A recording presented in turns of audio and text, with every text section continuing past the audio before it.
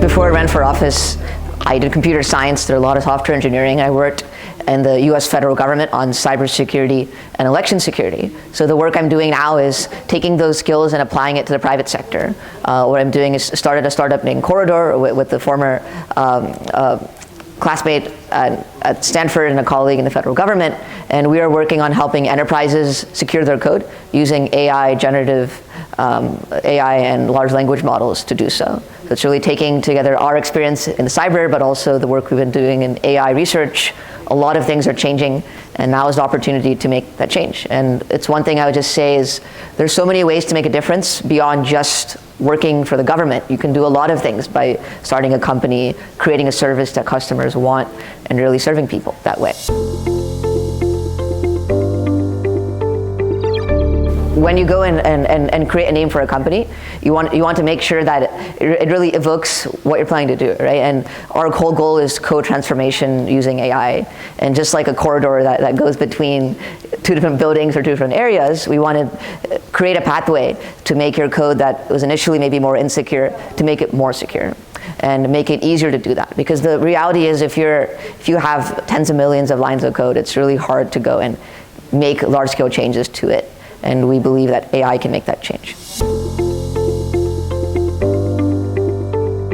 I mean, I've always been involved in the startup scene, right? So when I did computer science, I was over at Stanford. I worked with various other startups. I often as an early employer, early engineer, I would go and do full stack web development, help build out the architecture. So I got an idea as to how startups work, and it's always very fast-paced work. You get to do a lot of great things. And I think just the opportunity came where here's this big thing happening with AI. Some things are much bigger picture than just what's happening at the local level. And there's a way to make a really big impact throughout the country, throughout the world. Because we're continuing to see these threats happen, right? Like I ran on a campaign of investing in our government, investing in technical capacity, protecting cybersecurity and all these things, but we need to continue that work. And that's when I realized that you can also do that at a startup. And by creating the next big company, that's one other way to make that change. And I hope to show people that you don't have to be stuck in just one particular type of career, right? It's actually very valuable to be in different fields and really bring that experience together to make a difference. Yes, it's on the very, very early stages at the moment, so yeah. It's just me and my co-founder at the moment. But stay tuned for more information. We have an early product. We're working with a couple of customers.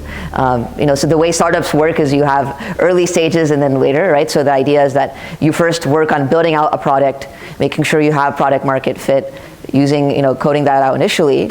And then once you know for sure that's working well, that you have customers, then you go and raise larger amounts of money to really scale it. So we're going in that process. And I'd say there's a lot of similarities between that and a campaign, right? When you start a campaign, you're very new, people don't know who you are, you have to prove yourself, you have to call people and meet them, and then you slowly build that momentum. It's the exact same thing with building a company, but in this case you're building a product, and you want to make sure that your product is what works well for your customers. It's a very large market. There's so many companies that have software, and particularly enterprise software. And the target here are companies which have lots of legacy code and need to fix vulnerabilities in their code. And I think we're seeing the trend where AI is transforming cybersecurity both in the offense and the defense areas. It's much easier now for hackers to go and find vulnerabilities and attack companies. So at the same time, there's an increased demand to make sure that we have better defenses available for these companies and organizations as well. Whether it's attacks from hacker groups, nation states, those are all the things we want to protect against.